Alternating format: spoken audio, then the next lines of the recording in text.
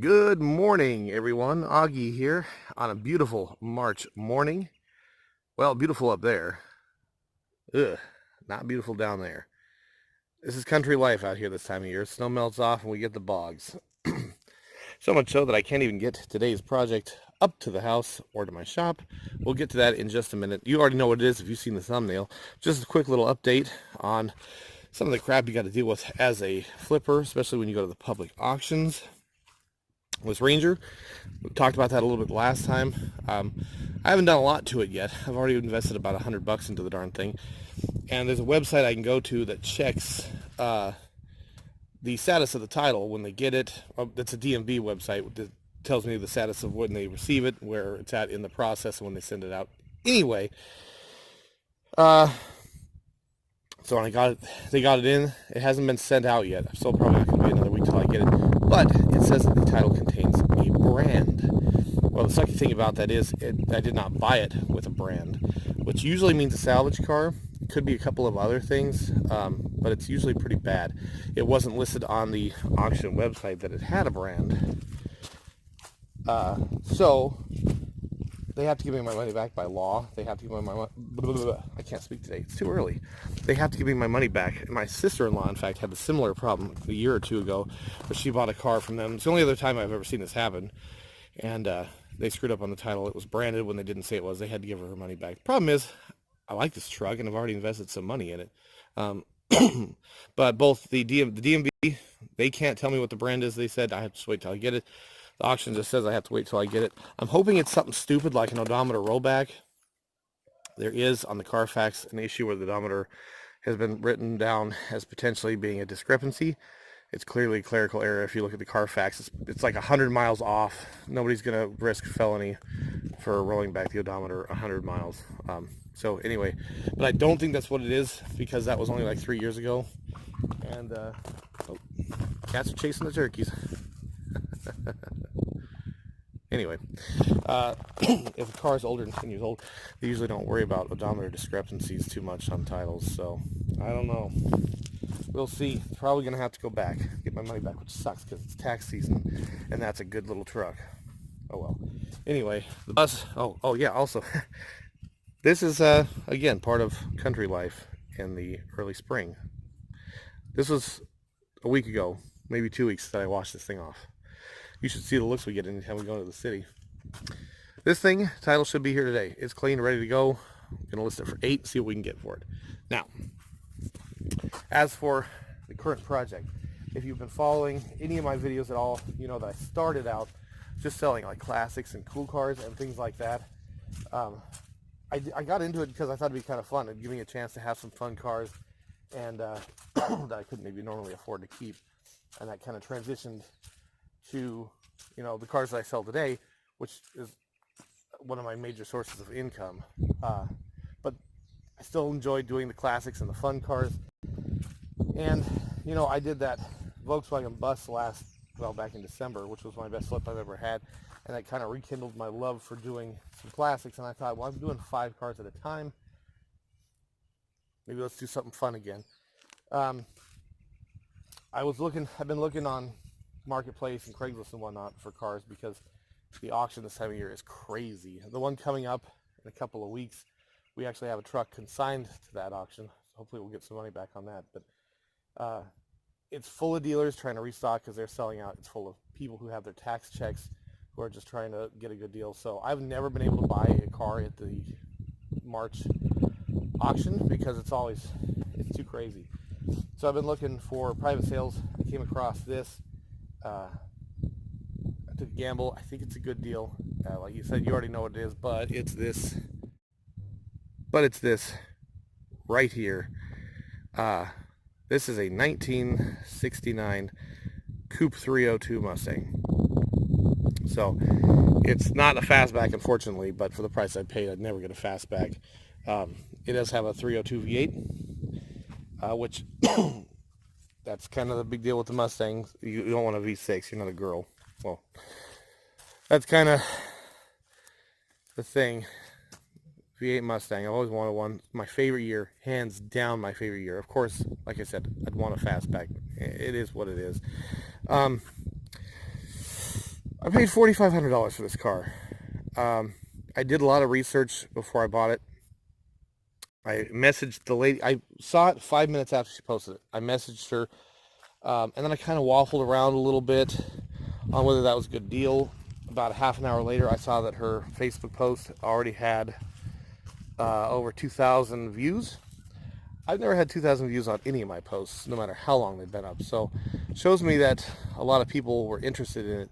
Did a lot of research, joined a couple of Facebook groups that day, because I messaged her like 6 o'clock on a Friday, and I went to look at it on Saturday morning. Excuse me, got a bit of a cough. No, it's not the coronavirus.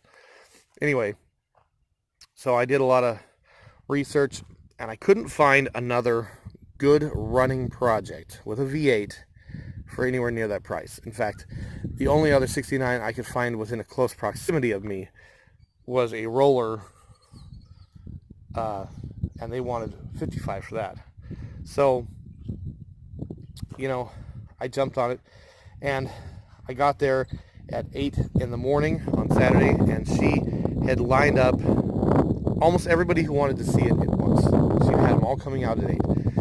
So it was, I showed up, and right after I showed up, a bunch of other guys showed up. So I looked over this thing in turbo mode, because all it was going to take, and I know this because I've done this before, it was one person to quickly jump the price. Be like, hey, I'll give you $5,000 right now.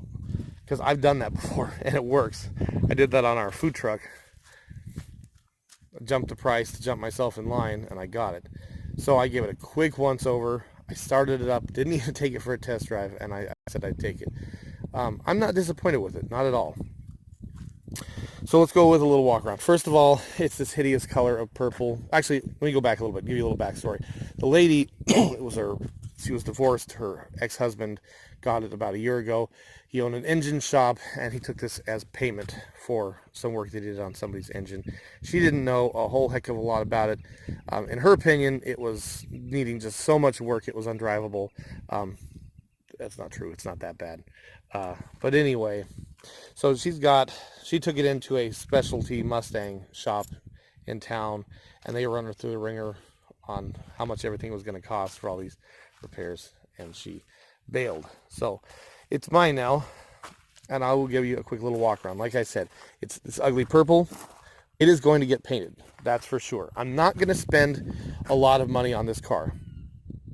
It's already a good, you can hop in this thing and just drive around and cruise and be comfortable with only a few minor issues that make it slightly difficult, which I'll get to in a minute. But I lost my train of thought entirely. Yeah, okay. So I'm not restoring it or anything like that. It's already a good cruiser. I want to make it a better looking, better driving cruiser and sell it for a bit more. I'm trying to be at 55 to 6 all in, and I think I can get between 8 and 10 when I'm done.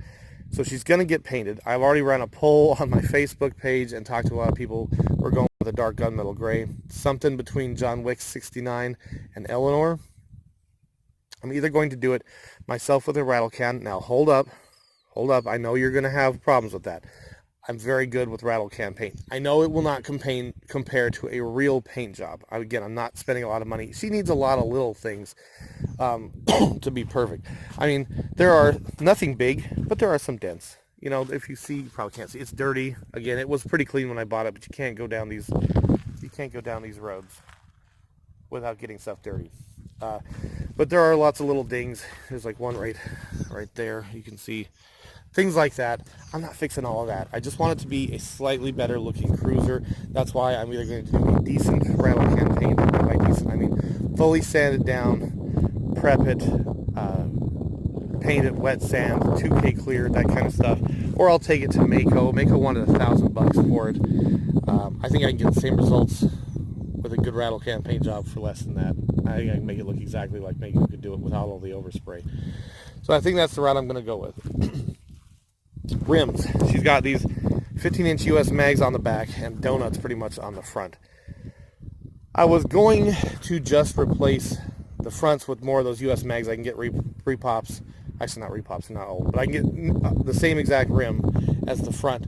It was going to cost me $300, and then a couple of tires. It was going to be all in like $410. I found a guy in Montana, about 4 hours away from me, who has a set of original Mustang Magnums with brand new tires, white letter out. They're perfect, exactly what I wanted. He wants $450. We're going to be about $30 in gas for them. So for less than $100, I can get the exact tires that I want. Plus, I think it'll raise the value because they're the correct tires for the car. So we're going to throw those on there. Runs and drives. She runs really good. Pop the hood for you. She's got the 302. Got a lot of extra parts. It has that newer radiator. It has that big old Edelbrock. All that stuff. Braided lines. She's a good runner. She runs really quite well. She has a slight exhaust leak, and you can see the... Probably can't see it. Yeah, the headers are all kinds of messed up. The exhaust manifolds are cracked and destroyed, and I mean, look at that. That's some engineering right there. That washer holding it on. It's got a set of Hedman headers in the back. I might try throwing those on. Actually never done headers, but I mean, how hard could it be? What's the clearance look like? Oh yeah, I could squeeze that in there, no problem, I think. Anyway, so mechanically she's good. She needs brake work. But oh yeah, here's another thing. I'm contemplating whether I want to buy hinges or not. This is, from what I understand, a real common problem with the Cougars and the Mustangs and whatnot for quite a few years. The hinges get warped, and they do that. I might or I might not. Now it's got the queen is officially about to start. We'll see how she turns out, and we'll see what we can get out of her. But I'm gonna have darn fun driving it until I do. My phone keeps crapping out. I'm almost out of storage space. But anyway, like, comment, and subscribe if you want to see more of this kind of stuff. If you guys like it, I actually gained some subscribers from it. I might do more classics in the future. So follow me along as we build this thing up to be a functional project. See if we can flip it and make some money. Thanks again. Have a good one. I'll catch you on the next one.